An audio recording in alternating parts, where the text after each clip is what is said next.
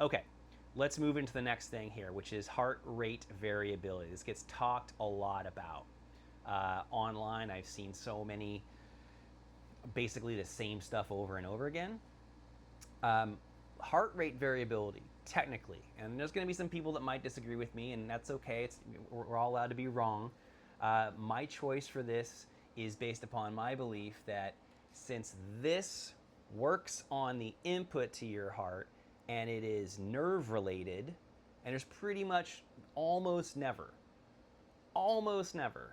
does the nerves tell your heart to beat and it doesn't. It's really rare. So this matches when your heart beats. So this measures heart rate variability. After your heart beats, blood pulses out. So in my world, this thing measures pulse rate variability. And as you can guess, the big question is, are they the same at every point in time, under every circumstance? We'll come back to this later because there's enough evidence now, I believe, that they do not measure the same thing at every point in time. Now that might not matter, right? There's the edge cases where they're clearly different. Might not be you. It might not matter for what you care about, okay? So these could be equally good for you and that's totally fine. But there are people out there alive right now where they are decidedly measuring different things. And the big question is why or how? That, remember, is academic labs. Out here, we deal with what and when. So if under the circumstance of things you and I care about, that when we care about them, they work, great, we can use them interchangeably. But we'll come back to that later because that work hasn't been done. All right, so heart rate variability now. Heart rate variability is why these numbers, or is reflective of, it's a measurement of, why these numbers are different. So I remember I mentioned that there's kind of these two different tracks of nerves. One's more like an accelerator, one's more like a brake. They constantly are doing some level of talking to the heart, and you'll get this little jitter, right? This one is 989, this one's 997. That is different.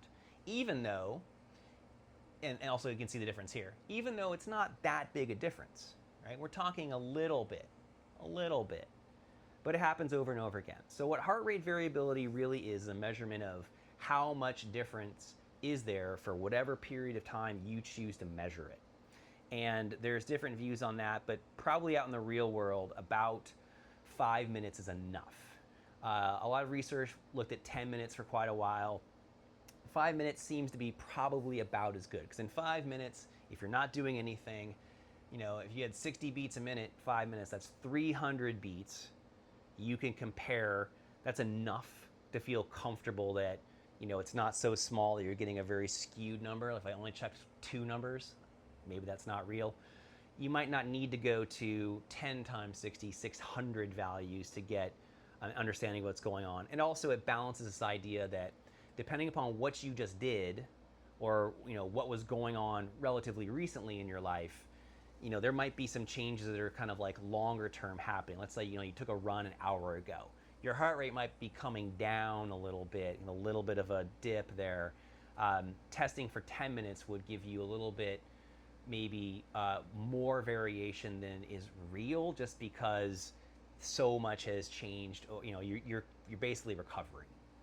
So that is one area. We'll come back to that another point in time, which is that heart rate variability is meant to be measured under what's called steady state conditions. That's a mathematical term. The physiological term is under homeostatic conditions. And those are about the same idea. The math might be different, but the basic idea is, again, if nothing's changing, nothing should change. So if you're gonna wake up in the morning and your Oura ring tells you your heart rate variability before you woke up, when I wasn't doing anything, right? I mean, my brain might have been going crazy and having some crazy dreams, but if it tells you that, you know, your heart rate variability was, and it's gonna give you a number usually, let's say it's 85, and it has a little ms after it, 85 milliseconds. That is a measurement of the difference between these two, or every single one, added up, and then averaged. So that if you see a number on your phone, on your whatever device, your app, and it says, it gives you a number, it's gonna tell you that it's measuring an average difference. So in this case, this is 8 milliseconds. If that was true all across the board for however long I measured, it would say 8. That's what it was. It's going to give you the average of that error over the amount of time that you chose to measure it, which is usually 1:05 at most these days with these products, occasionally 10.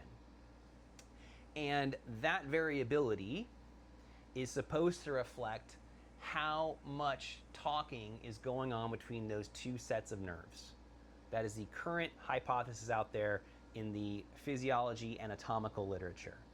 And there hasn't really been much to challenge that and say that it's something different. But remember, that is based upon work that was done with these types of devices. So they used actually dogs in the classic experiment in nature. They used dogs and they used channel blockers to say what part of the variation, or can you get the variation to change if I block either the fast heart fibers, the sympathetic heart fibers, or the slowing down the brakes, the parasympathetic heart fibers. And through some work, they basically could see that at the level of these type of devices, ECGs here, is that you could block part of what's going on with either one of those. So, and if you put them both in there, the heart would, the dog would go into cardiac arrest, which I don't believe they actually tried to do. I think thank God, they had some animal cruelty ideas that were better. The interesting thing is, even though they blocked one of these pathways, the heart still, beat at about the same rate. The rate didn't change a whole lot, just the amount of variation changed. So again, that tells you kind of have two things going on. You have a longer term thing from back in here. It says, for you, Mike, you're going to have about a 60 when you're doing nothing. For John, it's a 50. For Lucy, it's 55. And you could change a little bit of the jitter depending upon what you did, but you didn't stop the heart. Okay, so it's kind of like there's something else going on that you can basically, in your body, other parts of your body can communicate and say, I need a little bit more of this versus this, or this is what's going on here, I'm informing you, and then and that's somehow we can hopefully use that, us out here in the real world. Okay, so that's variation. Now, there's two different types. I'm not going to do the math today. We'll do another podcast with the actual math between what are the two most common numbers. One is known as SDNN. I'll come back to this. This one you see less frequently, SDNN, or there's RMSSD. The main difference is that SDNN takes each one of these beats, how long it took in between. So each one of these intervals, call it that. And it compares to the average interval for that, again, length of time. So if I did 5 minutes, it'll compare each one of these to the average, and the difference is the variation. So again, if the average was, let's say 1,000, this one would have 11 and this one would have 3. You would average those. So 11 and 3, 14, 7, it'd be 7, okay? That is meant to understand sort of like how generally you change in that time. And there's still debate about what does generally mean. How does generally mean? Is that more related to back here? Or is that more related to like faster things that are happening out here communication wise? It's not exactly known, but what is known has been seen. I've seen this, pretty sure every single person who's ever spent time actually recording these and analyzing them is that one has more variation per person, so within a person, than this one. So this one appears more often in the sports literature, the exercise physiology literature. SDNN pops up a little bit more frequently as part of understanding medical conditions. This one is used a lot more, or a variation on it, for athletic training ideas. And again, there's almost no data with these types of devices. PPG-based devices. Almost all the data. I wrote a review on this. I will put in the show notes where it is. It's open access. You can read it. Almost all the data that's been done about looking at training programs or anything else has been done with this type of device, the input device. Keep that in mind. Because the question again is, are they the same at all points in time for all conditions? So this one now is actually just looking at every beat compared to the one before it. I don't know if you can hear the thunder, but it just happened. So there is now, if you take like this one compared to this one, and then there'd be one here compared to this one, and then one here compared to this one. You would add them all up, you'd average it based upon how much time you chose to do this, and you'd have a different number. This number also is almost always lower than this number. So I believe a number of devices that are going to try and give you a heart rate variability targeted towards your workout itself, they give you that number. Sleep devices, I'm pretty sure it wasn't exactly quantified in an easy way for me to understand, I believe is more often that number. And then for, again, more general sort of medical health understanding, you get both, and sometimes some other numbers too. I should mention that this is called time domain numbers because it's a little bit easy to understand. It's based on how much time you chose to measure, and it's kind of understandable because it's just a number, like 18 milliseconds, 20 milliseconds. That's an easy thing for people like us to understand what we're supposed to do, right? If the idea is, hey, you're supposed to have 40 or more, and you're at 25, you know that I need to go up. That's pretty easy to understand. Just directionally need to go up. There's also something called frequency domain, which we'll cover a little bit of because it matters in a future podcast, which is now, it looks like a power spectrum, or like how much power is in different frequencies.